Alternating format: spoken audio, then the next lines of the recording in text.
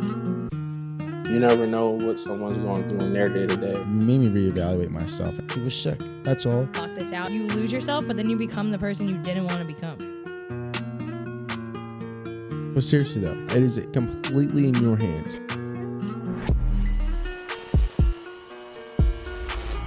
Today I'm with Nugget, the man himself, DJ Q102. He recently had me on yours. Yeah, and that was a great episode. Did you have fun? Yeah, it was a good time. What is there anything you didn't like about it? I mean, not necessarily didn't like. I mean, I just had a good time. It was a chill vibe. I mean, everybody was cool. It's so different from this one. It's different. Yeah, that's another thing too. Our pod's very different. We hit on a lot of different topics. It was just something I wasn't really used to. You know what I mean? Like we're used to like every single conversation is gonna get somewhere like deeper. We're gonna hit on something. You know what I mean? Right. But I mean, it kind of makes sense because I never listened to the radio, right? But I was on Q102 when you were on, obviously, and I was like, I can tell why your podcast is the way it is. It's like the relationship. It's very like attention span. Like it's very. We're not getting too deep into topics because it's very like let's get all the entertainment out of this topic that we can, and then move on to the next one before it gets too boring. Exactly. Yeah. But you never end up, like you said, it prevents you from getting anywhere deep, but it keeps people's attention, I think. 100%. Yeah, and like I said, I had a good time on it, and it was, like I said, it was just so different, you know what I mean? It was like, we were talking about like life advice and like relationship advice, which is kind of interesting because it's questions I've never really had to ask myself, you know what I mean? Like, oh shit, like, I think one of them we had. Do you remember what the advice was that people emailed me for? Yeah, I did. One of them was about, a guy best friend who recently just said they liked you or something like that. It was oh, that's right. So there's this woman who emails for advice and her guy best friend said that he liked her. Yeah. And and then we all gave our opinion on that. It was good. It's different, it's unique, and we'll talk off camera, but I don't want to help you with your clips. I want to help you with that. Yeah, I think that'd be good. Yeah, that'd be cool. I'm about to start a new work from home job. Hopefully I have my next interview Tuesday. My last interview. It's been a long process for you, buddy. It's like 4 fucking interviews for this job. It's crazy. So hopefully I get that, and then I would love to talk then. But yeah, good luck. Yeah, well listen, Sam, right? Yeah. Sammy, right? Do we call by Nugget, Sam? Either way, really. Okay. I feel weird. I never introduce myself as Nugget. Yeah. I always introduce myself as Sam unless I'm doing an event where that is the, like if I'm working for the radio station and I'm trying to promote my show, I'm like, hey, it's the Nugget show. Yeah. But I feel weird. I mean, I met Kid Cudi once and he had introduced himself using his real name. And I was like, well, I'm not fucking Kid Cudi.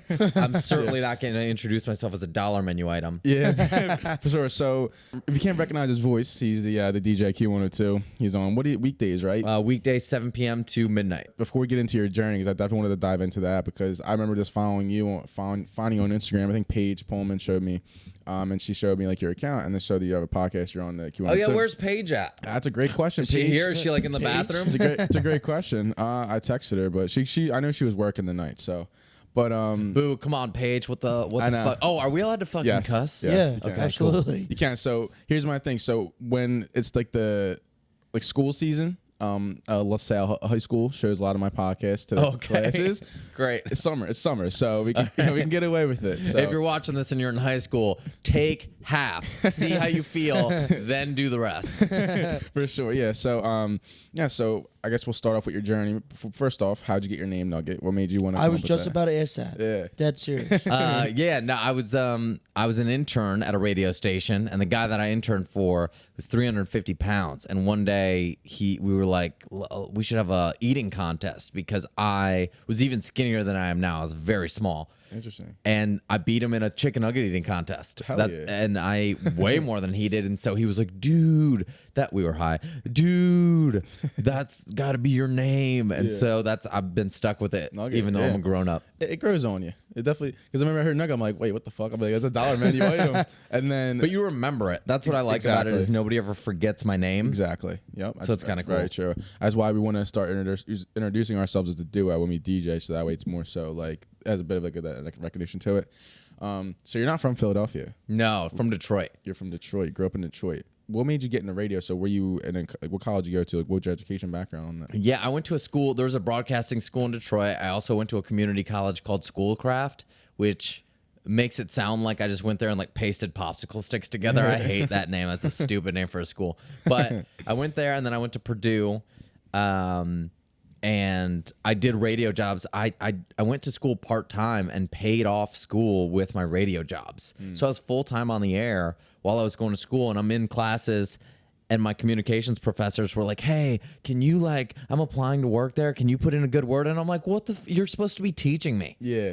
I'm not, wild, I'm right? not trying to give you leads. You give me leads. And so it was so weird.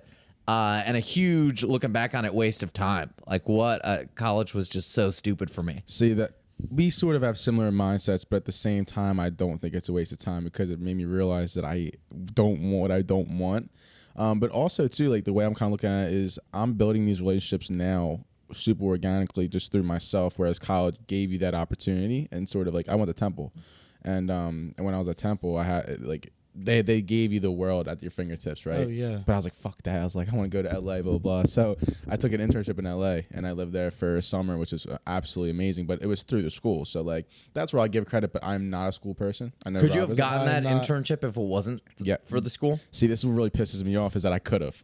Okay. You literally so you didn't really need school at all? So, the thing is, they put me in a program. They put us in a housing complex, and it was 50, 60 of us together, and you had to obviously apply, and they kind of helped with the application process, but you had to get your own internship, and not once did they ask what school I went to. So are you still, firmly on the side of you're glad that you went? Are you glad that you paid the money? No. Okay. No, absolutely not. So for me, I think when it comes to the reason why I'm not is because obviously, sophomore year I had a Temple house, which was fun. But if I was in grind mode, no, because you don't need to be in school to listen. Hold on, this can get way.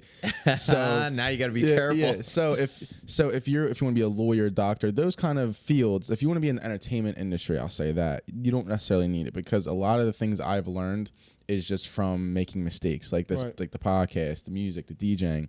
You just learn from making mistakes, and those gigs you're selling yourself. You're not selling. Yeah. No one gives a shit that you went to Temple University for school. You know what I mean? If you're it's going to be a DJ, artist, musician, it doesn't really hold that much weight. But colleges offer a lot of opportunities to. There's a networking opportunity that is there. That when you talk to people that went to Harvard, a lot of them will tell you that the education, it's just as difficult or easy as any other school. It's not like a next level education where it's just rigorous, and it's once you're in, you're in because you're going to meet all these people that are really accomplished. Right. And so once you know all these people, one of your friends at some point is going to go, hey, I got something for you. And so the benefit of going to these Ivy League schools isn't necessarily the degree, but all the people that you meet that are driven and smart. The people you surround yourself with, and I didn't do that, which is another thing. But yeah, it's interesting because it's the Ivy League schools, they do Ivy League grading, which is tough, which makes it 10 times harder. It's all about how you use it and how you use your resources there and your networking connections. Q102 is a pretty good gig. It's pretty huge. It's a pretty good gig, right? Yeah. So what steps did you take to land that, or what was what was the stepping? Sure, it's a lot of moving around. So in radio and in TV, if you want a promotion, typically it doesn't happen in your same building. Typically, you end up moving to a promotion in radio. If you really want to make more money, you just move up to a bigger city. And the bigger the city, typically the more the pay. So you start out in a place like Fort Wayne, Indiana, which is where I was starting, and you make almost nothing, and then you move to a bigger city and a bigger city. So I went from Indiana to I had my own show in Indiana, then I was a co-host and producer in New York City. Okay. And I did that for a little while, and then I did my own show again in San Antonio, Texas. Oh, wow. More money in San Antonio than Fort Wayne. Right. And then I went from there to Memphis, Tennessee, which is smaller than San Antonio, but it was a private company, so I did end up making more money there. And then from there, I went to Dubai, and that is, that's the biggest city ever. That's huge. That place is so above everyone else. They're making the new cities are concepts. It's wild. Yeah, so I made so much money out there, and then it's technically a bigger city than Philadelphia. Technically, Dubai is the radio station I worked for reached all of the UAE. which is the country that Dubai is in. It's the United Arab Emirates. And I'm just explaining that because I didn't know that before I moved out there. Hey, the more you know. So it reached the entire country. So technically our listening area was like 3 New York cities. Wow. So I made so much money out there. And to come back here, I took like maybe $100,000 pay cut. Jesus. But the thing is, when you go out to these other countries, the longer you stay out there, the more difficult it is to come back here. Because if you're a business here and people are applying from the U.S., you look at somebody applying from Dubai and you're like, I'm not trying to fly you out here for an interview. And like, it's a whole deal when you have options in the U.S. So I'm glad I got this opportunity to come back. How long were you in Dubai for? Like 3 years. Oh, wow. How old were you when you were in Dubai? 27. 27. He's like, he was our age when he was he was moving like that around. Yeah, well, I'm 25. He's 26. He's 26. Yeah. So Shit. yeah, so that's interesting. And then What kept you motivated? Like, was it the money, like just constantly moving around, going from here to there, or did you just have a passion for it? Well, the bigger the city that you're in, the more fun it is to be on the radio. Typically, I mean, I had a lot of fun in Fort Wayne, Indiana. That was a cool ass city, but the bigger a city you're in, the more people that are listening, and so you reach more people and you interact with more people, and that's what makes it more fun. You get more people that call into your show. Like in the smaller cities, I'd be lucky to have 2 or 3 calls a day, whereas in the bigger cities, like in Memphis, I had 20 people calling every 10 to 15 minutes. Right. So that's the benefit of, and then you're just more into it because you feel like you're actually talking to people. It's easy. you're doing something. It's like when we're in here, right? Right. How easy is it to forget that people are actually going to watch this? Yeah. And, Yeah. a lot of your videos have 400 or 500 views. It's hard to really, when you're in here and it feels, you got a very intimate setup, you forget, 500 people are going to watch this or listen to it. Right. Which is crazy. Yeah. And you kind of, you don't realize it at first. And then you gradually start to, you have your people come up to you and they say they listen to it, they watch it. You kind of understand the quote unquote responsibility you do have because you're building an audience. You're building your people who support you, who care about you, who care about the stories that they listen to on a weekly basis. You definitely realize it. But yeah, so you were in Dubai, right? You were 27. When did you come to Philly? Last year. Oh, so wow. Recently. Last year, yeah. So I moved here August of last year. August 1st, actually, is when I started at the radio station. So it's about to be my 1 year, like this weekend. Oh, let's go. Yeah. Congrats. Hell yeah. Congrats, Nugget. Yeah, I made it a year in Philly. I feel like I should get a medal. Like you made it 1 year in Philly. Real shit, man. But yeah, I mean, I've been here for a little bit. I like it here. I think Philly's a lot like Detroit. I think everybody here's in kind of a region-wide contest to see who could be the most sarcastic dick. But I like that. Like I wouldn't have it any other way. Yeah. I tell people that the situation that explains Philly the best is I was at the gym and this dude put his water bottle where all the weights were. Like it's supposed to go there. And so I'm like, well, I need to get to the weights, so I'm moving your water bottle. And he stopped me and he was like, what are you doing? And I was like, your water bottle's in the middle of all the shit. And he was like, well, it's not that big a deal. And I was like, well, I need to just get out of my way. And he was like, fuck you. And I was like, fuck you. And he goes, anyway, what's your name? And then we started talking. These are cool. And we became friends. And that conversation can't happen anywhere in the world besides Philly. 100%. I mean, Philly, it really is a city brotherly love, and we are so big on our sports teams if you didn't pick that up yet. Oh, yeah. I'm a diehard Sixers fan. I mean, I don't know what Rob, I don't know what you're into. I don't really watch basketball, but any of the other like Philly teams, I'm all in man, for. he shows out for the games, but like we're huge sports fans, and we love our teams, and we take it so seriously. And even when I was in LA, like you kind of realize it too. Like I was out there for the McGregor fight, and like it wasn't like a big deal. Like whereas like here, I remember we were watching McGregor versus Alvarez because Alvarez is from the Northeast where we grew up, and a lot of people were at Maggie's, and then I was at my house in Temple. We were watching McGregor destroy Alvarez, but it was like we gather for these things. We care about these things. But we're the only ones that have a party for it. Yeah, everywhere else is kind of like, who cares? You weren't here for the Super Bowl. No. Oh, God. No. Isn't that when everybody in Philly decided they hated the city and they were going to tear it all up? Kind of. Well, Frankfurt Avenue was. Everybody just decided to be drunk as shit. Yeah. Like, I was drunk for like a week straight. Like, it was wild. But everybody tore up the city, didn't they? Didn't a lot of vandalism happen? That was more so riots. I mean, they're not because we were all happy. We were super happy. Yeah. A lot of like no one really did anything bad. I mean, besides people like climbing up on like the street lights and up on the poles, but that's normal. that's like Okay. normal for us like here. that's like legitimately like. I thought did it not? Am I hearing You're misinformation? probably thinking of the riots. You're thinking of Is that what it is? When the riots and all happened, our city got destroyed. Yeah. yeah, it did. Oh, okay. I thought it was like I thought the Super Bowl was, not the most. I thought there was some destruction. Dude, I would cry on the way to work or on the way to school listening to the radio about everyone talking about how passionate about it. Because, like, dude, it's such a big thing to happen. It's huge. Like, I remember, like, when our quarterback Carson Wentz tore his ACL against the Rams, I believe. And they were like, everyone's like, oh, dude, season's over. I'm like, dude, I have a weird feeling. Don't doubt us, man. I said, I have a very weird feeling something's going to happen. Nick Foles came in, stepped up, and just, like, it was the craziest 2 months, 3 months in my entire life. Like, going to the bars, watching these games. I was beating the Vikings and all that, and like just these games were just insane. Like it was there's nothing like it. It sounds so hard. It's so hard to explain, but there's just nothing like it. I got a Flyers question for you. Tell me if this is true, because this is what I heard. I heard that when Gritty started being the Flyers mascot, that everybody kind of talked shit, and then Gritty was there for a little while, and then other teams and other cities started talking to like, what's the mascot about? And then we defended him like, no, he's the best mascot ever. Is that true? Yeah, 100%. That's the coolest thing. That's what I love about Philly. They're realizing it now that a lot of our team kind of sucks, but like the marketing of Gritty is huge. Like, he's so marketable, and everyone's starting to. He's at people's weddings. Yeah, everything. Yeah, I just saw on like I forget it was Snapchat or Instagram story, whatever it was, but he was at somebody's wedding. Like, just came out, and I'm like, yeah, what the fuck? And we're picking up, and everyone's starting to pick up on that because Gritty. Yeah, that's another thing too. Is that like that I kind of wanted to get into it with you about is that. When you're starting something and you're new to something, you're being a quote unquote pioneer to something or in a certain area, whatever, and any kind of industry you choose, but specifically entertainment, and you're putting yourself out there, like a lot of people are going to be a lot of naysayers.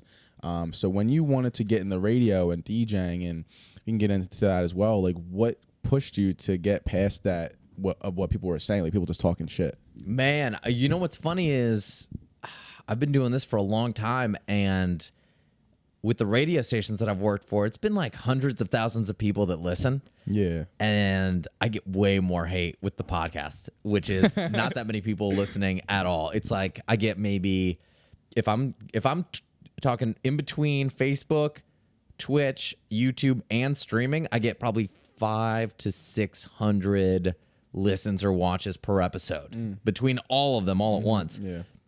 And I get so much shit for the stuff that I say on there. Like I like to just throw out hot takes and give out controversial opinions on stuff because I think it's boring if everybody's agreeing with each other on a podcast all day. And I do agree with that.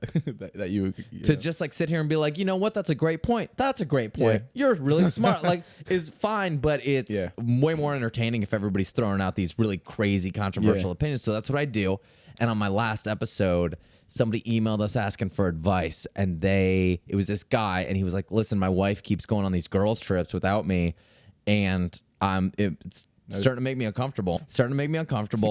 And my hot take was, what happens on these girls trips? Yeah, she's in a relationship, but she's going with a bunch of single friends, and they're out there just slinging dick left and right. And so, and they're getting bottles, and they're like meeting guys, and these guys are hitting on them. And so they're in this atmosphere where, you're going to have probably a bunch of dudes trying to talk to your wife. And I can understand how that would make them uncomfortable.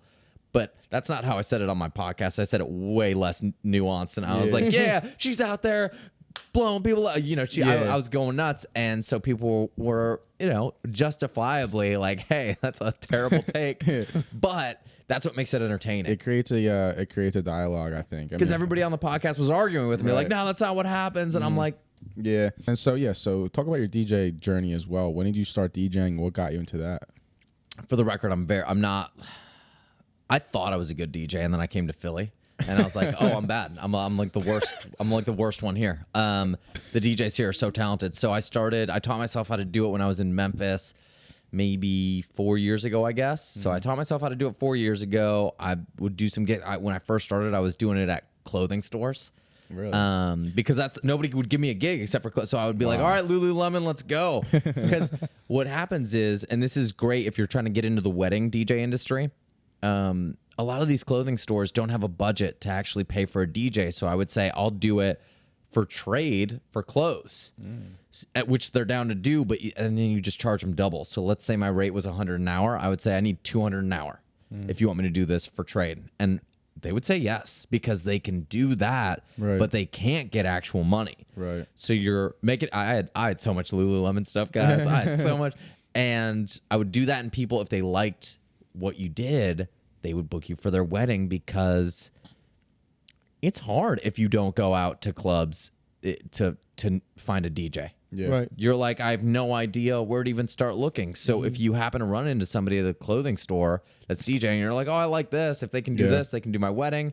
Yeah. You end up getting a lot of business. Yeah, I found referrals to be really big too. I mean, I've been doing this since I was 16. I'm 25 now, so it's like, friends are getting married, friends are getting engaged, and all this shit. It's like people are graduating. It's all just by continuously showing face, putting it out there, and then they say, "Oh, you're a DJ, right? Yeah. Oh, yeah. Can you do this?" And it's like it just works that way. Have you guys had it yet where you're friends with somebody and they're like, "Can you DJ my wedding?" And you're like, "No, I want to go to your wedding." Yeah, I've actually my buddy just got engaged. But for me, I kind of want to do it though. Like for me, I think it'll be for me. Like It depends on the friend. exactly. If it's one of my best friends, honestly, yeah, because you control the music. It's a environment where they can come up to you, have fun with you, and you're getting paid. And you control the vibe. Exactly. That's all like, it is. Like, but a lot of times they just want you to be there. Like, I have my cousin's wedding coming up, and I'm like, yeah, I'm just gonna go. I'm just gonna attend. What's interesting, I don't like that at all. I don't like it when my friends ask me to DJ their wedding. Yeah. Because I'm like,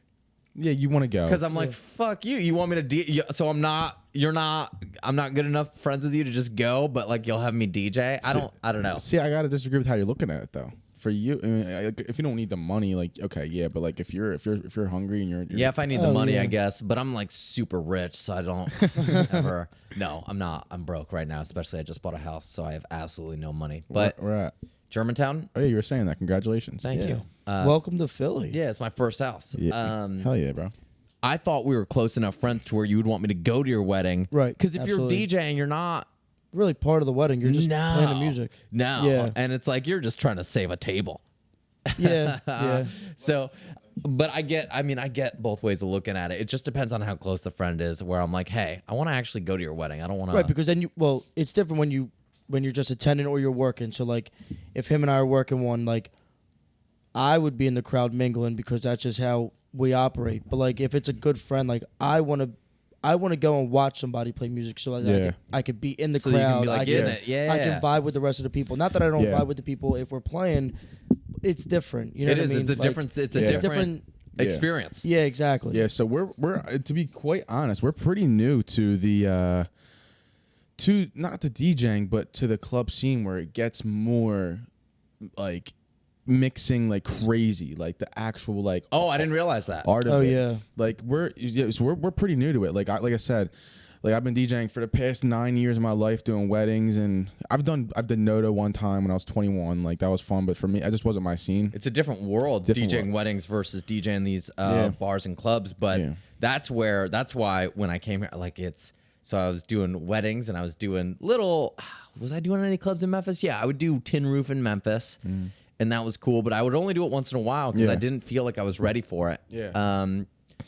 And then I did in Dubai. I did some gigs, but it's all house music out there for the most part. Yeah. So And house music is a lot different than just playing. and chill house music, not like fun. EDM. It's like It's rooftop Miami vibes. Think of like you're in a rooftop Miami. very chill. And so See, you're I'm thinking EDM then. the whole song. No, think like way more laid back house. Think like almost trance. Okay. Boom, boom. And you're playing the whole song out and you're just mixing it a little bit at the end. Everything's 130 BPM so you can beat match easy. It's not real. Yeah. It's not real. So then I came back to Philly and I'm like, oh, this sucks. People are in it. Yeah. Yeah, everybody here is so talented. Shout out to Nico Oso, who's also my podcast co-host. He's like, I got here and I made the mistake of the first person I saw when I came to Philly was him. Have you ever seen him play? No, so I've been to one of his gigs, but I've seen some of his stuff on Instagram, and he's pretty good. Like he's tight with it, man. Once you get thrown into the fire, it makes you better instantly. Yeah. Every time I see Nico play, I'm like, oh, okay. I need to work I mean, the on a bunch of stuff. Armentanis are pretty good too. I'm good. Armentanis are awesome. I've known them since I moved here. Yeah, they're good people. I've been good friends with them for a long time.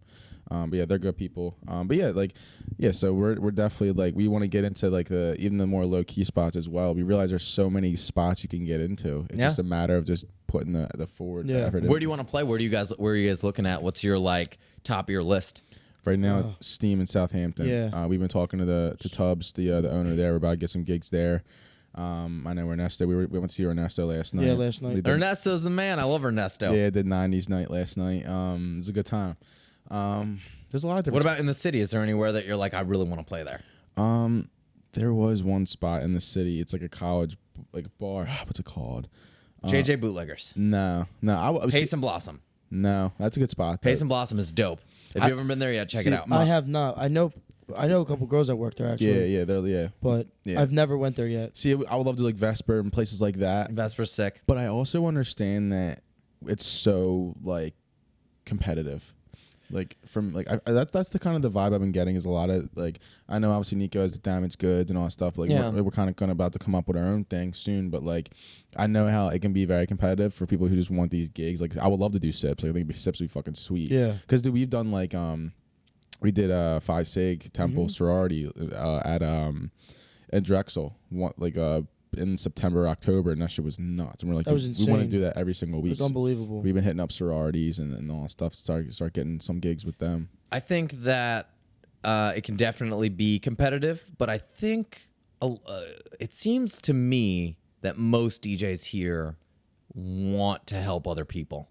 There's maybe a few that get a little bit territorial, but especially, I mean, I understand that, especially if you are DJing and that is your only source of income. I could get, and I don't blame them at all for being very territorial with their gigs because they got to make a living. So I don't blame that at all. I understand. There's a few people that I've had like that are in the scene now that you probably know that like kind of like went behind my back and did different gigs because they're offered something different, and that's how it can be sometimes. Yeah, and you just have to realize that. I mean, it's like you have another job. Yeah. Besides DJing, right? Yeah. You got another job. It's not like if you didn't DJ any gigs, you'd be able to make it still. Yeah. It would suck because that's some money that you're missing out on, but you'd be all right. These guys that are just DJing, that's all they do. If they lose gigs, that's money out of their pocket. That's right? a pay cut. Yeah, That's tough to swallow. So I kind of get it. I'm fortunate enough to have a job too that I get to do during the week that kind of lends itself to all of that, and so I have the luxury of not being tight with my gigs. Right. But a lot of these guys don't have that, and it helps you to understand their perspective. For sure, and that's the other thing too. I like to understand where these people are, why they think, where they're coming from. And even with you with your hot takes, like I remember the first clip I saw was more with Mara and her friend, and you had them on the podcast. And I remember watching one of the clips, and I was like, "This is interesting." And then like look more into it, I'm like, "Oh, that's what your get your life together podcast is about." It's just, the hot takes and different advice and stuff like that. Yeah, Kirsten. It must have been Kirsten that was on, and she makes her own bathing suits. She's her own swimsuit line, so she's really cool. Yeah, So, so how did you get started with Q102? What was that process like? I was in Dubai, and I was trying to get back. I was trying to get back from Dubai. My dad got really sick. He got lung cancer during COVID, and so that was terrifying because it's like if he, we all thought like if he's got lung cancer, if he gets exposed to COVID, he's done. Right. Luckily, he got the part of his lung removed that had the cancer in it, and he's good now. He got COVID, and he got through it. So now we can all kind of breathe a little bit. But I wanted to get back to this country. I didn't want him to, fucking die on me while I was in another country. I would have felt terrible. I would have been like, hey, that sucks. I'll get home when I can. So I wanted to move back. And also, in Dubai, it's hard to invest in your life. You can't really... buying a house isn't as stable as the real estate in the U.S. So it's not the most sound investment like it is here. I wanted to buy a house. I wanted to settle down. Dating out there sucks. Everybody's so transient that I dated an Australian for 6 months, and then she moved. And I dated somebody from the UK for a few months, and then she moved. And then somebody from South Africa for a little while, then she moved. Hitting all the demographics there. Somebody from France, and then I moved. And so it's just like, it's just so difficult out there. So I wanted to settle down, get a house, get a life together, and not be. It's terrifying, when you get older and you're like, oh, you're like, I'm single and I don't got anything going on. And you know, once you start balding, then it's a whole new game out there in the world. So I don't want to get wifed up before that happens. I want to make sure somebody's stuck with me before I get too bald. Okay, fair enough. I respect that. Yeah. Is that why your podcast is called Get Your Life Together? Because it's something with you, or? Yeah, a little bit. So I just, me and one of my really good friends, Wes, I got it from him. We would always just kind of say like, yeah, I'm about to leave the house. Let me get my life together real fast and then I'll go meet you out there. It's just something I found myself saying a lot. And I looked up, and this was a big part of the naming of the podcast. I looked up other podcasts to see if the name was already taken. And we're the only, as far as I know, we're the only Get Your Life Together podcast. It's one of the scariest things in the world. You come up with a new name for something, you're like, oh fuck. Like are there a lot of other podcasts named The Loft or no? No. There you go. Got very lucky, and it has a meaning to me. That's it's where where it started. Filmed it in my loft at my parents' house, so kind of all makes sense. But like, yeah, it's interesting because where things come from. Like that's cool. That's where your name came from, and how did the consistency of it. What do you think? Like being in the podcast game, like how is it? Like, do you enjoy doing it? I think the mistake I made this year was doing it all throughout summer. Summer, our views and interaction went way, way down. Yeah. Because people are just doing shit. Summer's always tough. They don't have time. So I think next year what I'm going to do is seasons. And I'm going to start the season in maybe like August or September and then end it once summer hits. Interesting. Okay. Maybe like June. Take a break, live my life a little bit, and then... And I also think there's a benefit to that, of it not always being around. And there's kind of an anticipation. You can make a big deal out of when the new season is starting back up again. And it'll just give me some sanity, because there's nothing worse than having a podcast, see it build all this momentum, and then all of a sudden it's like, oh, everybody's at the shore. Momentum is one of the biggest things in the world when it comes to anything you do. It's like their momentum is so like, it's one of those things where you have it feels great. When you don't have it feels like you'll never get there again. But you always get there again. You adjust, you survive, you adapt, and like, you do realize, like, okay, it comes in waves. Momentum comes in waves, and it's a matter of how much momentum you can build to where it finally explodes. You know what I mean? Where it's just all it takes is one. You know what I mean? Yeah. One gig, one. One video to pop off. One video, one clip, exactly. Yeah. I got a Screwball sponsorship off of one gig. You know what I mean? So they pay me every month to promote Screwball. That's amazing. Which is the best peanut butter vodka on the planet. One of the only peanut butter vodkas on the planet, but it's the best. Dude, Ernesto brought some on my podcast when he got hammered on my podcast. Hell yeah. Yeah. Shout out to Ernie. Hey, man, it's really good. And so I talk to them all the time. Like, hey, Kev, wherever you play, do they have it? Do they provide it? We'll get it there. And so we have some gigs coming up. Sick. That we're gonna start doing some gigs, and like we'll do college nights or wherever, and we'll have Screwball people come out and give it out and really plug the product. So that's what we're working on right now with the place in Trenton. Yeah, I think it'd be really cool. You know, to support you guys, I'm gonna get some Screwball tonight later. Hell yeah, let's love that. We'll do it. Hey, if you come to Patty's tonight, we'll do a shot. Yeah. Hey, I am gonna make it out there. I'm gonna make it out there tonight or next week or sometime. But I love those city bars where it's like people from around that area. It's just so much cooler, and everybody hasn't like. Here's what's nice about situations like that, where it's like a smaller city, a bunch of locals.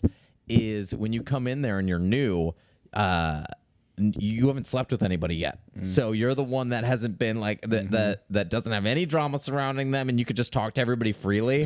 Whereas you when should feel like a lucky man. That's the thing. When you've been in the game for a little bit, you start, you date somebody or you hook up with somebody or something happens, and then all of a sudden you go to the bar the next day and everybody knows about it, and you're like, shit. Yeah. Or what happens is you have a moment of weakness and you hang out with somebody that you probably shouldn't, that isn't like, that it's not a good fit, but you do it anyway because you're in your 30s and you're alone, just not like being specific or anything. But you have like a moment of, like, you're drunk or whatever. Yeah, for sure. And then you do that, and then it turns out they're friends with somebody that you end up really liking, and that person that you really like, that you have a real connection with, ruins it. Doesn't want anything to do with you because you hooked up with their friend. Exactly. Been down that road. Yeah. Yep. And so you got to be.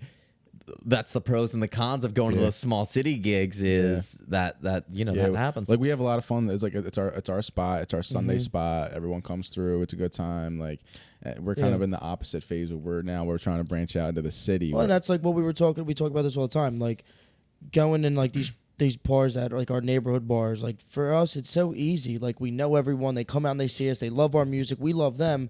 But then it's like you go into like Center City or like to Steam or go into Trenton where not Steam people know you, but like Trenton, like nobody knows us. Yeah. So it's like that's where we work. That's where you really show them what you got. These little bars that we do all the time. Not that we don't work and we have fun, but like.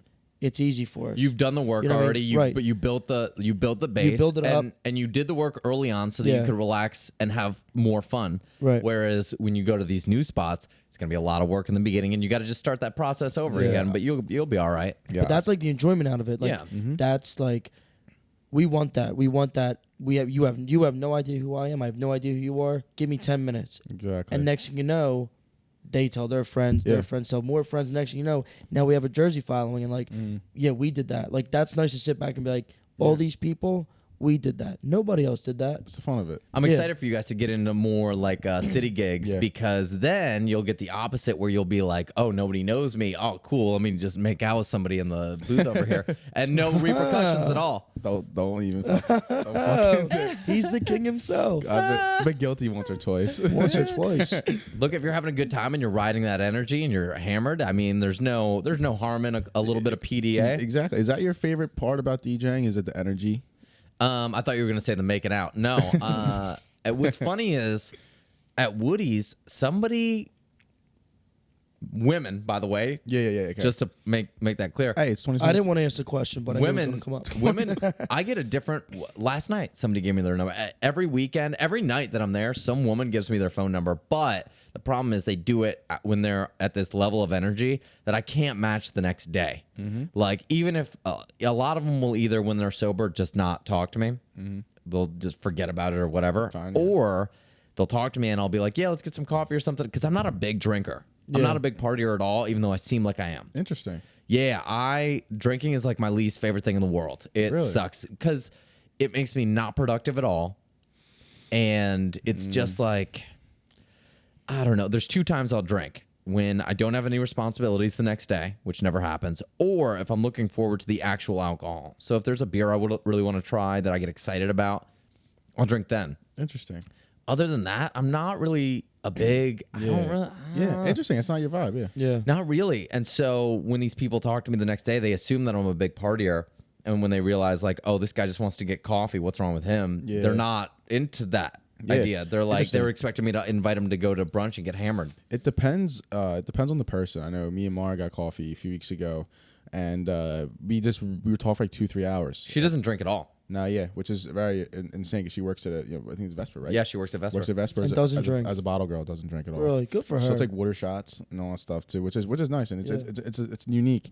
But like it depends on the person. Like for me and Mara, we were going just to talk and then have her on the pod. And I was going to give her like a candle, and then she was like, "All right, well, let's meet up and talk about everything." So we just talked about, just like the books we read, this like a really deep conversation. Whereas like a girl you meet at the bar, it's like, what do you do for a living? like exactly. Like okay, like who's your how many brothers and sisters do you have? Like the usual shit. Whereas you know what I mean. So it all depends, but yeah, I mean, alcohol always helps a new conversation or a new interaction when you're on a date. I think it does help. See, I disagree with you. I disagree with you. You don't think it takes the nerves away or anything? No, like that? and that's so. We took a month of sobriety where we stopped drinking for a month to cleanse ourselves. Trying to. I've been struggling. I have not. He's been really good. I've been really good, and I'm not. That wasn't a dig towards him. We stay on each other a lot of the time, but hey, there's times that he just says to me, he's like, "Yo, I deserve this." I'm like, "Go for it." You know what I mean? He had a rough week or whatever. Yeah, whatever it is. That's the most dangerous mentality I've ever heard in my entire life, by the way, that you're treating yourself I with need like this. poison. Yeah, I know. It's But just, like, whatever. he said to me, he was like, "I need like that shot before we start going on." I'm like, I love like, how this is like a mental health podcast. I'm like- you're like, yeah, I need alcohol so I can live. It's it's just for his nerves, and I said, "No, you don't. Yeah, like, you don't." There's need that. certain reasons why I drink, but I mean I'm not like a sad person. No, and you're not an and alcoholic. the thing is, when it comes to like the conversation on mental health, it's like like I am a social drinker, right? I'm not. I don't claim to be depressed or sad. I enjoy the the social aspect of it. That's why I love going out and I love DJing. So I love the social aspect of it. I love music. I love playing music, mixing music together, seeing people's reactions to different mixes and all that stuff. But yeah, I enjoy the atmosphere of it. And Does it not make you sad the next day when you drink? Oh yeah, I slept all day today. Yeah, it was the worst. It's horrible. That's the thing. It makes me real sad and lonely. And then it's just, and especially going home by yourself when you're drunk, and then you've got just you and your thoughts, and you're like, oh, and it just reminds you of how alone you are. Do you have a relationship history? Do you have like a extensive relationship history? Yeah. I mean, I've definitely had a lot of. Every relationship I've ever been in has ended because I've moved. And so that's kind of a tough thing, and that has probably affected me in a lot of different ways, especially when I'm talking to somebody new. Because what's happened is I have the same conversation with everybody when I start dating. I go, listen, for my job, I end up moving a lot. Here's the deal, and this is a good starting point. If I get a job offer and I'm making a lot of money, like, you know, we should think about moving wherever I'm going. If you get a job and you're making more money, let's go wherever you're going, and that's a good place to start. Obviously, that there's more of a nuanced conversation to have, for sure, and it doesn't always. But that's a good place to start. And everybody has always said, like, yeah, let's cool, let's do it. Nobody's ever wanted to move. Nobody's ever really wanted to move. It's a big jump for a lot of people, to be honest. Yeah, and I don't blame them either. That's the thing is, there's no, you know, if you're gonna move, that's a big ask. Yeah, to ask somebody to move their whole life for you. I think what makes it more difficult is that the relationship ends on good terms, quote unquote. Like you're moving away, so it's not like something bad happened within the relationship, and it can be tough because those are some of the worst breakups in the world because it's worse. It's worse. I'd rather they cheated on me or something, because then you could just be like, all right, F them. But when everything's fine and it's just circumstantial, you don't really get the closure that you get from somebody doing something shitty. Yep. Yeah. 100%. And you don't get that. Yeah. And has that taken an effect on you mentally? I mean, I wish all my exes would have cheated on me just so I'd have that closure. But yeah, it makes me overthink some situations that I probably shouldn't. And it makes me always kind of, but the other side of that is I just bought a house in Philly. I love it here. I don't plan on leaving anytime soon. And so a lot of that thought process has been alleviated. Plus, post-pandemic, a lot of people can work from home now. Yeah. And so it's not as big of an ask to move around the country to somewhere else. Yeah. So it's definitely different now. But what affects me more is my work schedule. So I work 5 p.m. to midnight, Monday through Friday, and then I DJ on Friday and Saturday nights. So my social life is on Sunday and Monday through Friday after midnight, which when you meet somebody, first off, if you ask a girl to hang out with you, even if you're asking them to go out, and like I could understand how it would sound like, you know, you're just trying to smash. If you're like, hey, it's midnight, I'm off work, come over. That's one thing. Yeah. But if you're like, let's go out and do something, you know, it's still, even then, even if you're asking somebody to go out and do something, it still sounds like you're just trying to smash. It's tough because it's the stigma behind it. And I'm like, look, this is just when I get off work. This is your schedule, And I'm like, I can also hang out before 5, but most people have 9 to 5 jobs. I think I trick myself a lot of times. I think I hold myself hostage to these emotions that I have in the moment. And then once that moment's over, I get too in my head about things, especially relationships. I start thinking about long term way too soon, and I start finding issues with different relationships that I'm in, and that's why I found that what works for me the best is if I'm in a new relationship or starting to date somebody, if I can spend a lot of time with them, that's huge for me, and that's what ends up working for me really well. But with my schedule, I don't ever have a situation where I can spend a lot of time with somebody at the beginning because we're both so busy at different times. Right. Have you ever thought about prioritizing? Is that something you genuinely look for? Is that like a goal or not? Something you aspire to have, like a stable? Yeah, something consistent and something that I'm investing in. You know, I'm getting old, and so. But the problem is, I'll try to date industry people because they have the same schedule as me. So I'm like, oh, I can spend a lot of time with this person, but. Everybody in the industry, first off, not that many people have been into me from the industry, because I think there's just a lot of dudes out there at nightclubs, and a lot of dudes that are more fun than me. Like I said, well, first of all, you're the DJ of wherever you go, like Woody's or wherever. Like you are the entertainment, that you are the fun. that's being had. I mean, in a sense of like, a lot of people in the industry are in the industry because they want to be able to go out and they want to be able to kind of live a certain lifestyle. And so I meet people that want this, that want to take advantage of when they work and be able to go out and drink and party. And there's nothing wrong with that at all. But once they realize that I'm not a big drinker and I'm not pumped about going to the club when I'm not working. Like, I'd much rather DJ at a club than go as an attendant. For sure. And be all G8'd out. Ugh. Yeah. Ugh, come on, bro. Yeah. So I just don't. That's not an experience I love. And so most people in the industry, they want to do that with their free time. And so they're not interested in hanging out with me because I'm like, no, let's go get some food. And they're like, You want something more relaxed, and that's who you are. So the industry people haven't been that into me. And if they are, my new thing that I've been doing is if somebody, like it was last week, somebody spent, there's two things that happen. Yeah, this is perfect. So I'll tell you the two different situations. One, this woman was talking to me a lot. She was texting me and we were FaceTiming and kind of making plans, and we would see each other out a lot. And then I found out she was doing the exact same thing with multiple friends of mine that were also DJs. And so I'm like, okay, she has a type. this doesn't feel genuine at all because you're doing this to everybody. Right. Giving everybody your attention. And then another situation that happened was this woman talked to me for like maybe half an hour to 45 minutes. We went to multiple clubs together in the same night. She was really taking a lot of my time up. And then at the end of all that, end of the night, she finally goes, all right, so when are you going to get me on your podcast? And I'm like, oh, that's what you wanted. Horrible. That's the angle. And I'm like, just tell me. Just tell me right from the beginning. Up. Yeah. Because I'd rather, so many dudes come up to me and that's the first thing they say. And I respect that because I'm like, cool, now I know that you're interested. I can keep that in the back of my head. And whenever we're looking for a guest, I can just go, well, this guy wants to do it. Right, absolutely. And I would rather just have that and just know what your intentions are than have this weird, like, let's walk around and talk all night for half an hour, and then that's what you actually want from me. I think what it comes down to is just your intention. Like, your intention is to find a partner, a person, right?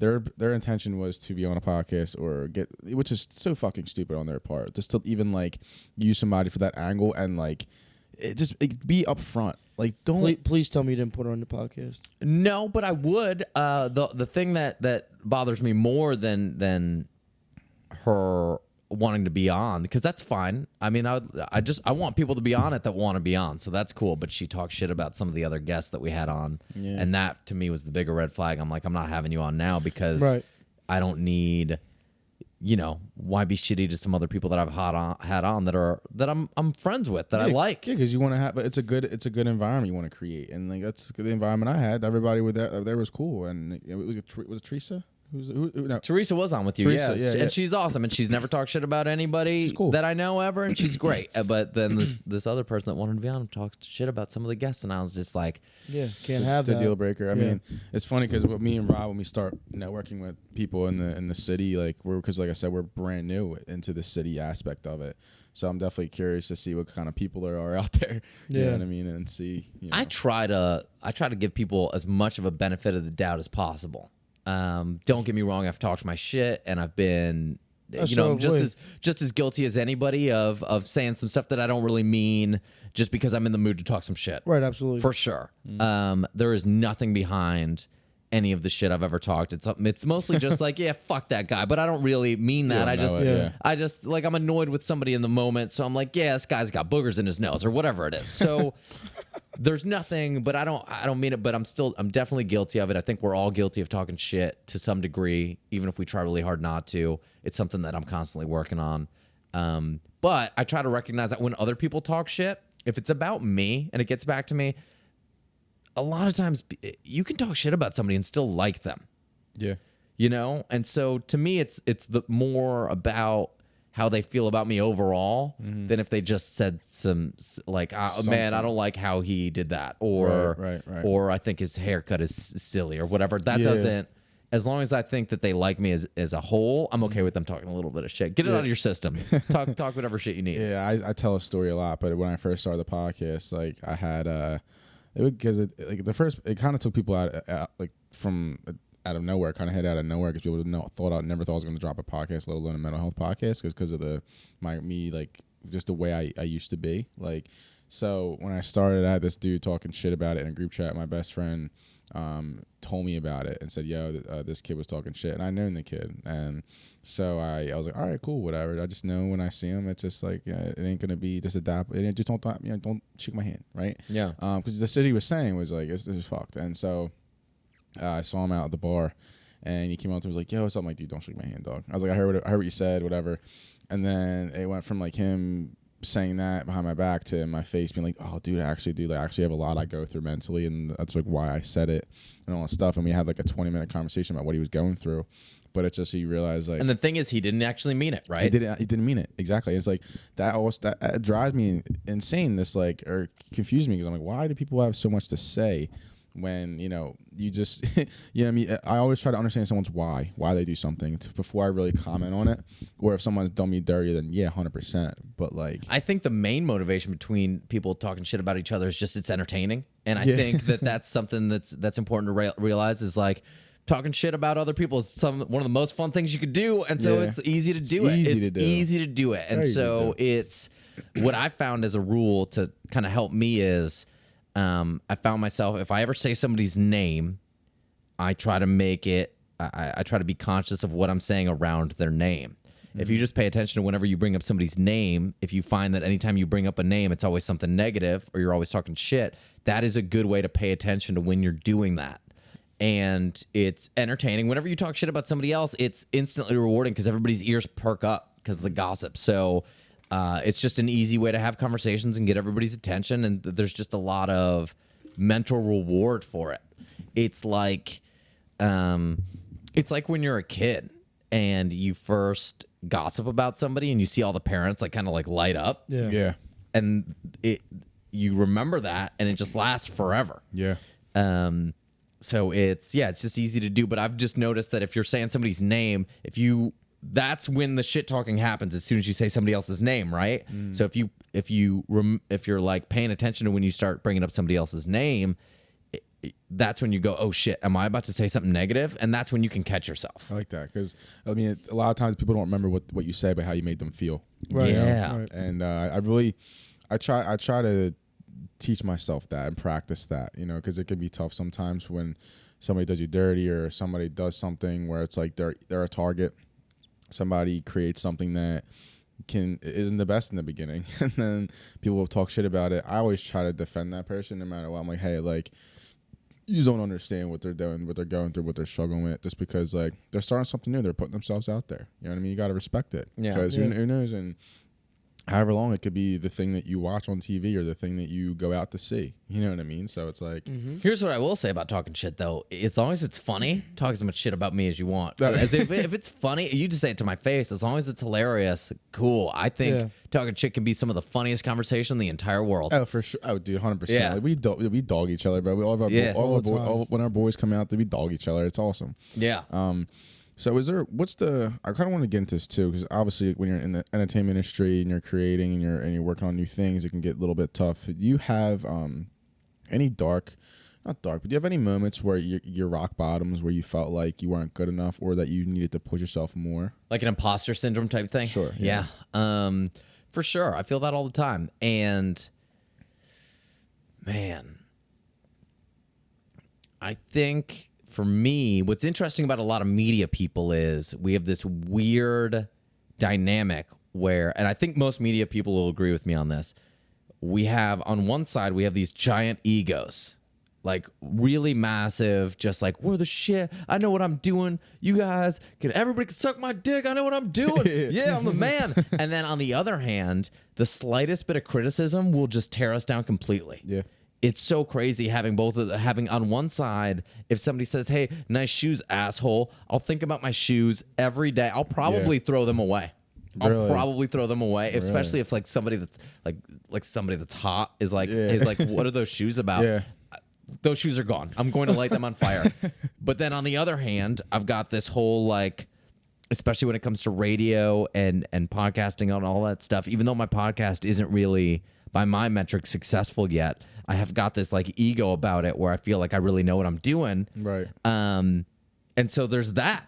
Yeah. But then on the other hand, if somebody criticized anything about the podcast, I would think about it nonstop and it would tear me down. Interesting. I'll get comments. I try not to read the comments anymore, especially on TikTok. These little kids are assles on TikTok. They're brutal. 100%. They're the worst. brutal. You kids are the worst people in the entire world. You're so terrible. That's so funny. Because they'll say the meanest things in the entire world, and if you read the comments, that it can get to you, and you can have some really rough days.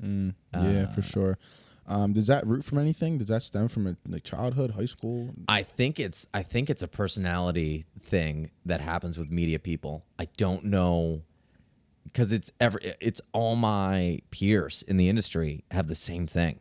TV too. And I think a lot of them would agree with you, and I think a lot of celebrities have it too. I think anybody in that entertainment industry, it's so easy to have this ego, because on one hand, you've got these people that are supporting you, you've got your Instagram followers, you've got your YouTube subscribers and all that. So you see these people that are into what you're doing. If you go to a bar and somebody's like, I watch every episode of your podcast, you're riding so high. And then somebody could say something negative, and I think it's because you've blown yourself up because of this notoriety, that once you realize that not everybody feels that way, that roller coaster goes down pretty sharply. Yeah, you know what's funny? I'm kind of the opposite. Like, how I don't really take compliments. Like, people like if they fuck with the podcast or DJing, whatever. I, in some weird ways, don't think it's me, if that makes sense. Like, I was DJing a graduation party yesterday, and I was coming back from the bathroom, and this girl was like, "You're doing a great job." And I was like, "Wait, what?" Like, I didn't know if she was talking to me, like, genuinely, because I was like, I'm so like, because like the music wasn't loud enough, or like I was like thinking in my head like so much shit was going on, and I was like, "Oh, well, thank you." Like, it was weird. It was very weird of me to like not like take the fucking compliment and be confident. And then what happens when people criticize you? Same thing. Do you just not like register it? Kind of the opposite. Yeah, I'm kind of the same way too. I mean, I've had people talk shit about everything, like in terms of like, let's say like my first song I made or whatever, which wasn't a bad fucking song. People still ask me to play it, but I just don't like to play it because it's not. What's the song? It's called Cheers. It's on Spotify. Apple You Music. told me about it. Yeah, it's funny. So like, a lot of people loved it. And like the guys, the neighborhood guys would talk shit on it because it's the girls loved it or something would like it, or you know what I mean. So that's how the Northeast is, dude. It's rough. You know, they want to like. I don't like talking about it like that anymore because I'm really trying to be the change for it.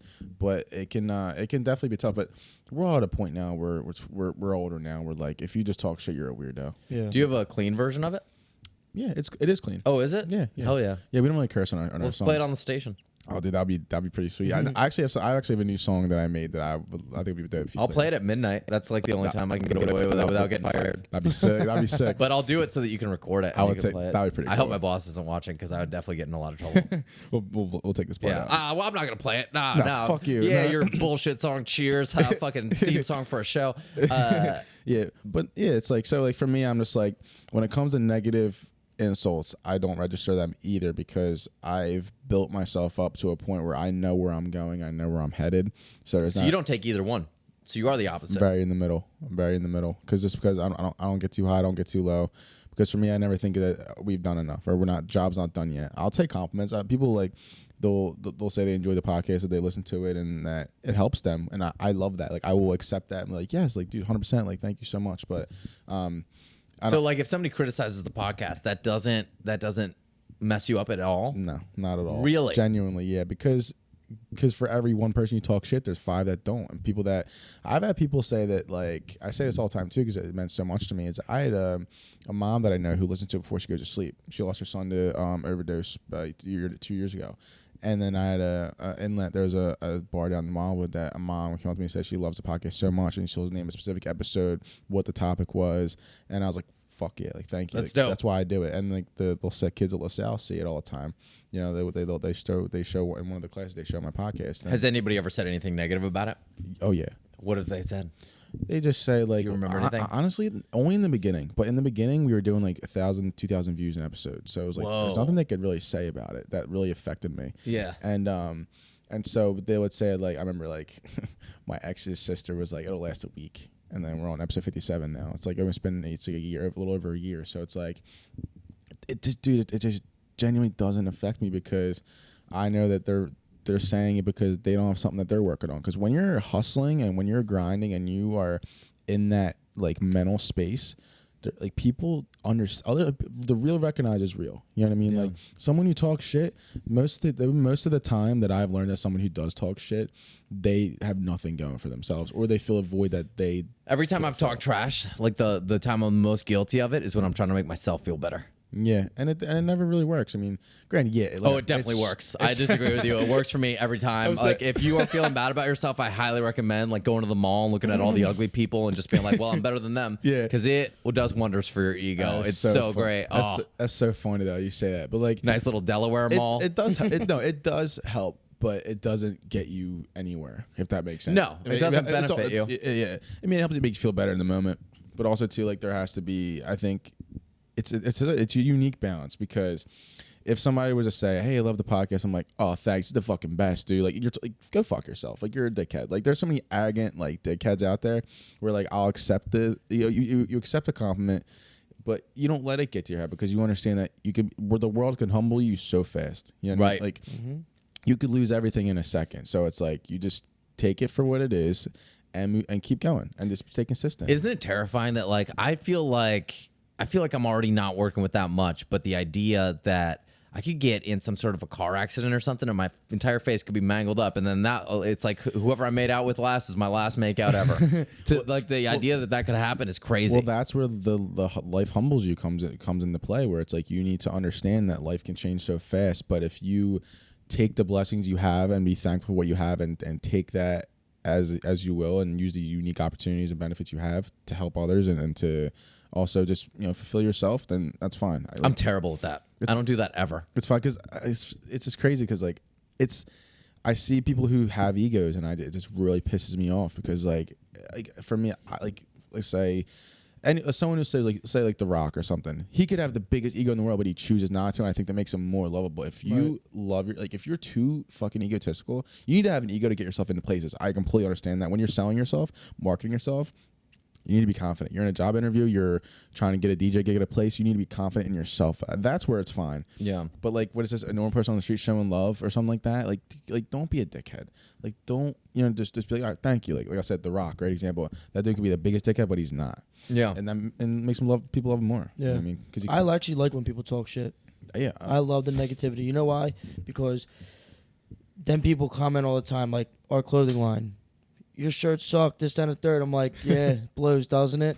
And then the next thing you know, it's like, I want you to talk that shit. I want you to say the podcast blows. I want you to say we suck at DJ, and I want you to say I'm the worst fireman out there. Like, that's good, because that just makes me better. Yeah. Like that it pushes you. Pushes me to be like, okay, no problem. Yeah. And then you come out on top. That's just like the mindset I have on it. Yeah. You know what I mean? Like, talk your shit. I love it. You're a fireman? Yeah. Get the fuck out of here. I'm a volunteer. Dude, I'm going to call you. I'm going to light my house on fire on purpose. You have Rob come in the uniform and shit. Yeah. That's hilarious. Now, yeah, it's just like, but I don't know, it's all relative, man. And like when you know where you're going, that you have it doesn't, the comments don't affect you. Yeah. You know what I mean? Because I let it affect you. You can't let them stop you. You know what I mean? No, like you're going places and someone's like, dude, you're never going to make it. And then somebody will be like, ah, shit, you know what? I'm not. And that like puts that brick wall in front of them. And that's when you got to be like, no, yo, fuck you. Well, they're burning bridges, yeah. Right. Because I am going to make it. And then when you make it, that same person that's talking shit is going to see you out and be like, oh, shit. Remember when I said you weren't going to do that? Now you're doing it. Yeah. And then they want to ride your dick about it later on. Oh, yeah. Well, keep it moving. Yeah, Sam, I don't know if you had that experience either, but like I've seen so many people who started with nothing and then end up building themselves up to something, and it's like you respect it. You have to respect it. You have to respect it. So it's just whether you like that person or not. Yeah, it's just a mentality. You know what I mean? You have to respect it. It's a mentality you have to have. Like, just being like, all right, like that person could blow up tomorrow, or that person can get it, make it tomorrow. I don't know if you have any experience with that, and I wanted to ask you too. So who are some of the coolest people you've met? And this probably can go into thumbnail too. Who are the coolest people that you've met? Celebrities or just like people? Through your experience with the radio and DJing, and who are some of the cool experiences you had? I met Jay-Z. I met Eminem. I used to hang out. This is a real story, true story. I promise. Right. I used to hang out with Eminem's half brother, Nathan. And his name's Nathan Mathers, and we used to call him Partial Mathers because he's Eminem's half brother. Well, I'm gonna fact check you now. So yeah, look up Nathan Mathers. All right. And he used to try to rap too, which we were all like, "Hey man, maybe you should." Oh, he was dog shit. Maybe you should leave that to Eminem. can you imagine being Eminem's brother and trying to rap? No. It's like, come on, man. Like, That's- and he had a song and it was called Slide On Over and it wasn't terrible. But it's like when your brother's Eminem, no matter how good you are, you're not going to be. You're not gonna be anywhere close to that. So he hated when we called him Partial Mathers, but he would always come out to all the clubs that I was promoting at in Detroit. And one of my friends threw up at his house, and he was always around. So I've met him. He was cool. Eminem, I don't know. Name somebody. I feel like I've met everybody at this point. Eminem a cool dude? No. Really? No, he's pretty cold. I mean, he's pretty tired of entertaining people, and he's just not. That's not what he's not in it for the fame. He's in it because he loves rapping. And so that's, you know, he could do without the fame part. Right. And so he's not really interested in trying to make friends with people that are like radio people, especially because we kind of have a stigma of being corny. But I've met him. I mean, I pretty much everyone, because between Dubai and all that. Let me ask this: who were the top 3 people you met, like in terms of their the fame, the scale, and they're also the kind of person they were? Like, who was the one of the best people you've met, and some of the worst experiences you've met? This is gonna be. Oh, I shouldn't say this. I'm not gonna say this. There's an artist that was part of a band. Let's call them. I'm gonna give them a code name so that nobody knows who I'm talking about. You can say I'll cut this part. Let's out. call the band Magenta 6. Just so that you don't know who I'm talking about. And the lead singer from that band. From everybody else that's talked to him, apparently he's a really nice guy. Maybe I caught him on a day where he was just having a bad day, but he was a dick once. And then, I met him twice, and the second time I met him, he was fine. So maybe he was just having a really bad day. That's only. Normally, celebrities are on their best behavior when they're doing these radio interviews, unless you are a jerk to them, which a lot of radio hosts are. A lot of radio hosts will try to get a rise out of celebrities. A Breakfast Club sometimes, and yes, but the celebrities expect that when they go into the Breakfast Club. If you're not on that level and you're just being a jerk to these celebrities, they're like, "What are you doing? You're not Breakfast Club level. Why are you acting like this to me? Just be like a nice person." And so I don't ever try to be a jerk to the celebrities. So most of my interviews have gone fine. It was Steve Aoki, Laid Back Luke. One of them, I always get them confused. So I think it was Steve Aoki. I interviewed him at Tomorrowland in Belgium, and he had just gotten a divorce, but he hadn't publicized it yet. Nobody knew that he got a divorce, and his wife was a DJ. When I was doing research on him, I'm like, I'm obviously going to ask him about his wife, who's also a DJ. Yeah. So I do, and he goes, "This is really awkward," but. We actually got divorced. And so I broke that news. Oh, wow, really? When we interviewed him live. And so he's like, "Yeah, we got divorced." And he's like, "I'm sure everybody's going to ask me this," because he was doing a bunch of radio stations out there. Yeah. And so I was like, "Oh, no." Because as an interviewer, you're like... You weren't happy about it. So I go, "That's crazy," because my job is about to divorce me from my salary after this interview. And that kind of saved it a little bit, but it's still a weird interview. Don't you think that would have got... like interaction though, and like click stuff, you broke news? It did. Yeah, that's what I'm saying though. Yeah. Why would you get fired for that though? Well, so the company I worked for, I guess you pissed them off or whatever. Right. Like if I ruined our relationship with him, I was working for an all EDM station at the time. Okay, yeah. And so that's an important relationship to have. And so if I ruined that relationship, they would definitely have gotten rid of me. But luckily that line kind of made it a little bit less weird because he laughed at that. And so I was like, thank God he thought that was funny. Or else I would have been in trouble. Yeah, so you've put yourself in a lot of cool situations, cool spots. What kind of hard work went into that? What are some of the things that people don't say that led you up to that point to doing interviews with Steve Aoki and having doing Q102 every week or every day? Like what led up to that, and what kind of work did you put in? Early on in my career, I worked a lot harder than I work now. And that is my advice. If you're young, work as hard as you can when you're young and you have the energy, because when you get older, you don't have the same levels of energy, for sure.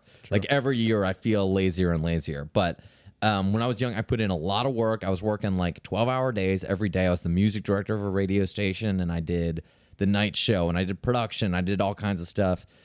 And then luckily, pretty quickly, I got what's happening in radio is there's just less and less talent every year, because more of it gets syndicated and less people. Ever since Spotify And ever since, honestly, ever since like LimeWire and Napster came out back in the day, LimeWire was the shit. it changed. Once you could kind of make your own playlist, it changed how people listen to the radio. So less and less people interested in radio, and so I got some opportunities early on that I wasn't ready for. Like I got to do a morning show really young. When I first did mornings, I was the youngest morning show host in the country. How old were you? Oh wow. I was 21. Wow. Maybe 22. That's impressive, though. You took the opportunity. Yeah, but it's not. I wasn't ready, and so it was a terrible show. I'm grateful for that opportunity, but I definitely wasn't there yet. So because of that, I didn't spend as long of a time really busting my ass as a lot of other people have had to do. I've always cared a lot about my job, but I've just gotten a bunch of really lucky breaks. Yeah, you think you've just taken advantage of opportunities that you've had? Pretty much, right. Yeah. And being willing to move has helped me more than anything else, because that's a restriction a lot of people have that stops them from moving up. Right. Once you can move in an entertainment industry, a lot of opportunities open up for you. Whereas if you have to stay in if you have to stay in Poughkeepsie, then you're not going to get that many opportunities, because there's not a lot of opportunities in Poughkeepsie. Right. True. What are you truly passionate about? Conversation. Yeah, like this is the most fun I can ever have. This with like food is my that's that's it's tough for me to find. You would think a lot of people would be passionate about that, but not like me. Not like when it's Friday night and I'd rather just have dinner and have a bunch of friends over and talk. Like it's tough to find groups of people like that. But those are my main, like humor and conversation are my biggest values. And outside of that, like there's not much I care about. Like I don't care. It's funny because I've traveled all over the country and all over the world at this point, and I don't care about traveling at all. I got a hot take. I think traveling's stupid. I think it sucks. I think everybody that travels is like, what a waste of your time and money, because you can have most experiences. Aside from, there's some cultural experiences to be had for sure in other countries, and if that's something that you care about, for sure you should go do it. But to me, the only thing that I love about going to other countries is their food experience is unique. So there's that. But now in the U.S., you can just find some people that immigrated from those countries and get a similar experience here. So I'm like, I'm not trying to fly to New Delhi when I could just go down to Center City. You know what, though? I'm going to play devil's advocate for you, because I kind of can relate to this. I think traveling creates a sense of importance for yourself. You going out of state or going somewhere, whether it's for a vacation, and a lot of times it can be a mental reset for somebody. Right. Let's say going out to a different state. Let's say you go to Miami, or you go to LA, or you go to anywhere, right? It can act as because you're putting yourself in a new situation. So I think it can act as a mental reset for people. But you could probably drive like 2 hours away and get that right. Yes and no. But if you're going somewhere with significance, like a major city, you're going somewhere like that, and it's also a new environment, new atmosphere, and like new people getting off the planes. There's something about stepping off a plane into a new city that's different than driving somewhere and parking and saying I'm here. Sure, you know what I mean. I like traveling to see friends, and I like traveling for if it's warm there and it's not warm here. I'll travel for sure. Yeah. But like the idea that I don't get much out of views. People make a big deal out of like, the scenery and it's so beautiful, and I'm like, I don't know. I saw a picture. I'm a huge skyline guy. I love a good skyline, dude. And Philly has a great one. So that shit means nothing to me. I'll look at it for maybe like 3 minutes, and then I'll be like, this is beautiful, and I'll appreciate it for 3 minutes. But then after that, I'm like, all right, guys, we looked at the skyline. Let's go do some shit. It's just a vibe for me. Like I remember at Temple, there's a fresh grocer right by Morgan Hall, which is the one I lived at freshman year. We would go up there, listen to music, and just fucking lay down and just look at the skyline, listen to music, and that's something that I enjoy, because it's like symbolism. Now that is dope, and that is an experience. But without the music and without the people there, just by how yourself, long are you looking at that skyline? There's only so much you can get out of that. That's what I'm thinking about. Half an hour maybe at the most, right? Yeah. And then that novelty's done, bro. Yeah, but the novelty always can come back. For sure. Maybe the next night or whatever. I know exactly what you're saying. There's only so much bandwidth you can get out of different skylines without all the other pieces with it. That goes with anything, though. No, I would say the other pieces are the important part, and the skyline is a little accent that you don't even really need. Yeah. I think if you got those other pieces, I think you can have I think it is marginally better to see the skyline versus hanging out down here. How many nights do you spend hanging out down here? Oh God. And that's a blast, right? Yeah. No skyline though. Well, it's true. I mean, I'm not like you need a skyline Right. person, but like how much better is it with the skyline? Well, it's true. It's the addition of different details when you're having a conversation or you're listening to music. Everything enhances each other. Like with the studio, the lights, the cameras, My question for you is how much of a difference does that make what, the skyline? in your night? Let's say it's between hanging out on a rooftop in another city. Even let's go to. I was in Miami and Brooklyn. Let's go to Miami, and you got the skyline, and you got all that. Same people though. Right. Same people, same food, same alcohol. Miami rooftop versus down here.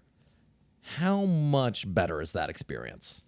How much of a difference does it doesn't make make a crazy difference, but I think like I said, Is it worth the flight and the hotel money? So the reason why I'll say no is because I'm in a point in my life where I just want to grind, and also if I'm in Miami and I'm getting paid to travel or I'm getting paid to be there, fuck it, make it way better. Right, but let's take that. Now you're just paying. Now it's just expenses. You got to buy the hotel and you got to buy the flight. No, at this point it's not. Right. No, it's not because it's where I'm at in my life. That's right? my big point when it comes to traveling is I'm like, there is a benefit for sure, but a lot of times it's not worth the money that comes with it. I can agree to that. Yeah. For sure. I can agree to that. Yeah, that's my biggest hot take is that traveling is typically a waste of money. I can agree to that. Okay. Whoa. Okay, I can agree with that. I mean, granted, traveling's still fucking awesome, but like if you have the money, do it. You know what I mean? But I think I have a skewed perspective. This is where I'll give you some points back. Is my perspective is skewed because I've moved so much from my job that to me Philly is still new.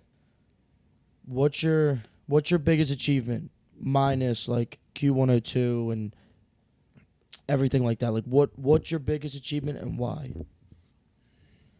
That's a good question. I think my biggest achievement was I did stand up for a couple years, stand up comedy.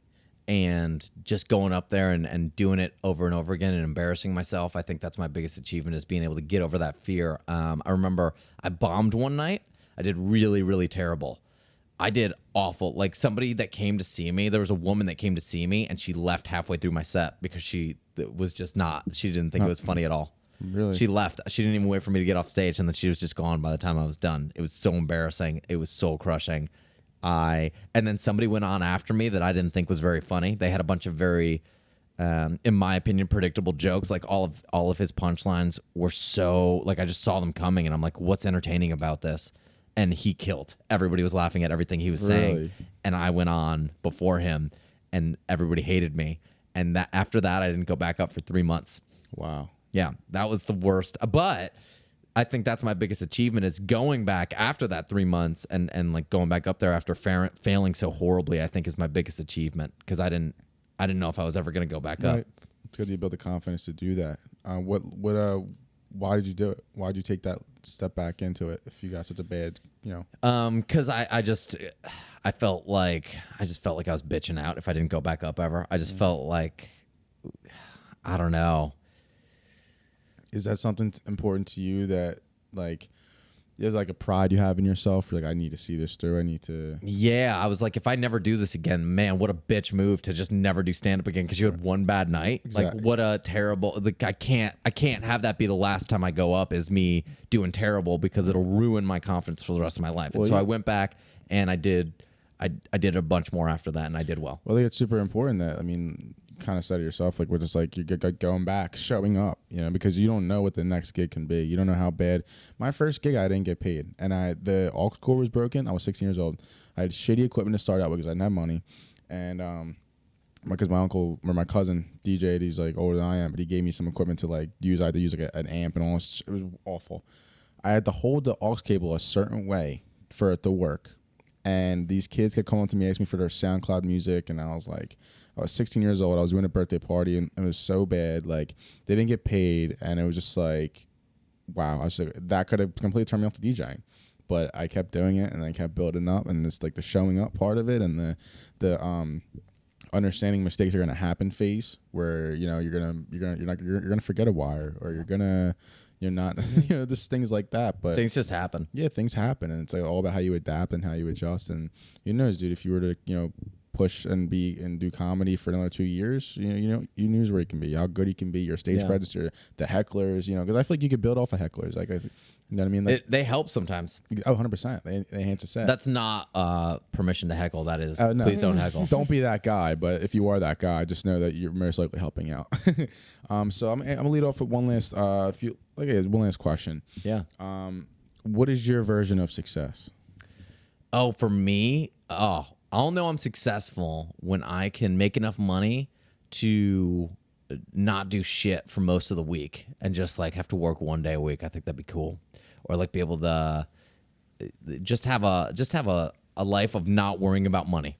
Not worrying about money and not spending all my time working. Because right now I'm spending 100% of my time working. I mean, no days off right now.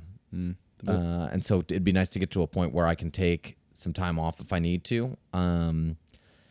You know, I've also got that personality where I feel like I need to work, or else I feel like I'm not doing anything. So just having the ability to not work, but not necessarily taking advantage of it. Option, right? Yeah. Rob, you have any questions? No. Dude, Nugget. That was good. That was good. awesome. I had a great time. We went for a pretty long time. Yeah, I got to pee so bad. Yeah. Yeah. All I had to do was ask. Listen, The bathroom's right there. yeah, I know. I didn't want to. I didn't want to break. I didn't man. want to That's stop all in the good. middle of the Hey, thing. if you gotta go, you gotta go. But Nugget, it's a great episode. Thank you for coming on, giving us your time, Hell yeah. talking. And it was nice. I learned a lot of the why. I enjoy learning the why of certain people. I think definitely learned a lot about you today, and I definitely want to come out and see you play at Woody's one time when we're off. Yeah. We have some gigs. We're off. We have some days off, so Yeah. we could definitely do it. I'm excited to get into the scene with you guys. Kind of, see, just kind of, make some noise there. But listen, I mean, anything you need from me, you have a friend in us, and Absolutely. the Loft. And listen, we'll be listening to Q102. You have anything pre-recorded right now or no? You want right now? No. I'm live tomorrow night, 7 to midnight, and then the rest of the week. And yeah. So you have a podcast. What's the name? Tell me the name of your podcast. Get Your Life Together podcast is the name of the podcast. My Instagram's at Nugget on Air. GetYourLifeTogetherPodcast.com. I got a website now that makes me feel pretty official. Oh yeah, let's go, dude. And that's it. Awesome. Listen, man, this is the Loft. Thank you for coming on once again. It's the Loft. I'm Kev Nichols. That's Nugget, and that's Rob. Peace, guys. See ya.